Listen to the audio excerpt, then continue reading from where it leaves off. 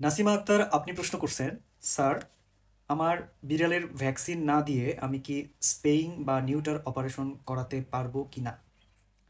আসলে বিড়ালকে ভ্যাকসিন না দিয়ে স্পেইং বা নিউটার করানো যাবে কি না, এটা মূলত দুইটা ফ্যাক্টরের উপর ডিপেন্ড করবে। একটা হচ্ছে রিস্ক, আর একটা হচ্ছে আহ, কিছু কন্ডিশন। তো আমরা দুটো বিষয় নিয়ে কথা বলবো। তার আগে জানি স্পেইং এবং নিউটার জিনিসটা কি। স্পেইং হচ্ছে মেয়ে বিড়াল অর্থাৎ মহিলা বিড়াল যাদের ডিম্বাশয় এবং জরায়ু সার্জারির মাধ্যমে অপারেশন করে অপসারণ করা হয়, সেটাকে স্পেইং বলা হয়। আর নিউটারটা কি? নিউটারটা হচ্ছে পুরুষ বিড়ালের অন্ডকোষ এবং স্পার্মাটিক কর্ড, এই দুটাকে যদি আমরা অপারেশন এর মাধ্যমে সার্জারি করে অপসারণ করে ফেলি, তবে ওই পুরুষ বিড়ালকে বলা হয় নিউটার্ড বা ক্যাস্ট্রেটেড ক্যাট। আর প্রসেসটাকে বলা হয় ক্যাস্ট্রেশন বা নিউটারেশন। তো এখন আমরা আপনার প্রশ্নের উত্তর দেব। তো আমি এখানে সায়েন্টিফিক কিছু রেফারেন্স দিব, অর্থাৎ আহ, ব্যাপারটা কতটুকু যৌক্তিক সেটাও আমি জানানোর চেষ্টা করব। তো চলুন আগে দেখি যে ভ্যাকসিনেশনের ভূমিকাটা কি। ভ্যাকসিন, বিড়ালকে বিভিন্ন ধরনের ভ্যাকসিন দেওয়া হয়, যেমন র্যাবিস, প্যানলিউকোপেনিয়া, পার্ভো। এছাড়া ব্যাকটেরিয়াল কিছু ডিজিজ আছে। Most of all viral disease এর এগেনস্টে আমরা বিড়ালকে ভ্যাকসিনেশন করে থাকি। তো এটার মাধ্যমে আসলে কি করা হয়, বিড়ালকে যে কোনো ধরনের বড় ভাইরাস বা ব্যাকটেরিয়াল ইনফেকশনের হাত থেকে বা সংক্রমণ থেকে তাদেরকে রক্ষা করা হয়।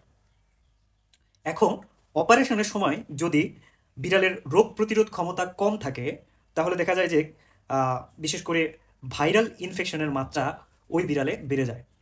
সো বিড়ালের যে সমস্ত বিড়ালের রোগ প্রতিরোধ ক্ষমতা কম থাকবে তাদের ক্ষেত্রে অবশ্যই ভ্যাকসিনেশনটা আগে করিয়ে নিতে হবে, এবং তারপরে আপনি সার্জিক্যাল প্রসিডিউরে যেতে পারবেন।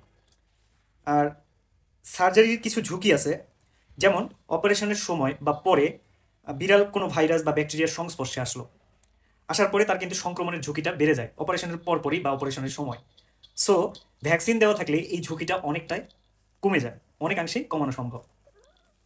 টমি, আচ্ছা, বিশ্ব স্বাস্থ্য সংস্থা, ওয়ার্ল্ড হেলথ অর্গানাইজেশন এবং আমেরিকান ইন্টারন্যাশনাল হেলথ অ্যাসোসিয়েশন, যেটাকে আমরা বলি হচ্ছে আমেরিকান অ্যানিম্যাল হসপিটাল অ্যাসোসিয়েশনস, এরা দুইজনই মানে এই দুই অর্গানাইজেশনই বলতেছে যে ভ্যাকসিনেশনের পরে কমপক্ষে 2 সপ্তাহ অপেক্ষা করে আপনি সার্জারিতে যেতে পারেন।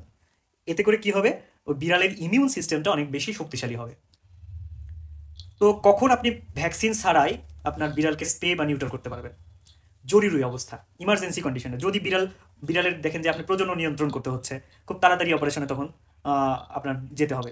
এবং সেক্ষেত্রে ভ্যাকসিন দেওয়া যদি সম্ভব না হয়, কিছু কিছু ক্ষেত্রে আমরা ভ্যাকসিন ছাড়াও তখন সার্জারি করে থাকি। তবে সার্জারির আগে বিড়ালকে বিড়ালের যে সম্পূর্ণ হেলথ চেক আপ এটা আপনাকে করিয়ে নিতে হবে। আর কিছু জায়গায় করা হয় যে বেওয়ারিশ যে ক্যাটগুলো আছে, যেমন হচ্ছে স্ট্রে ক্যাট, অর্থাৎ যে বিড়ালের কোনো মালিক থাকে না, তাদেরকে আমরা নিউটার বা ক্যাস্ট্রেশন করে দিই বা স্পেইং করে দিই। আহ, সেক্ষেত্রে তাদের মানে যদি কেউ নিয়ে আসে আমাদের ক্লিনিকে, সেক্ষেত্রে করা হয়। আর ভ্যাকসিনেশন সেক্ষেত্রে অতটা গুরুত্বপূর্ণ মানে গুরুত্ব দেওয়া হয় না। আর ভ্যাকসিন দেওয়া আসলে ওইভাবে স্ট্রে ক্যাটকে দেওয়া সম্ভব হয় না। এক্ষেত্রে সংক্রমণ প্রতিরোধে অবশ্যই অপারেশনের সময় বাড়তি কিছু সতর্কতাও অবলম্বন করতে হয়। আমি আরও কিছু রেফারেন্স আপনাদেরকে দিই, যেমন the veterinary clinics of north America, যেখানে স্মল অ্যানিম্যাল প্র্যাকটিসটা বেশি হয়। ওখানকার একটা জার্নাল বলতেছে যে সার্জারির আগে ভ্যাকসিন যদি দেওয়া থাকে তাহলে অপারেশনের ঝুঁকি কমে যায়, তবে কিছু ক্ষেত্রে ভ্যাকসিন ছাড়াও অপারেশন করা যাবে। আর canine and feline preventive health care guidelines 2021 অনুযায়ী সার্জারির আগে কমপক্ষে একবার ভ্যাকসিন দেওয়ার তারা সুপারিশ করতেছে, তবে বিশেষ পরিস্থিতিতে এটা বাধ্যতামূলক নয়।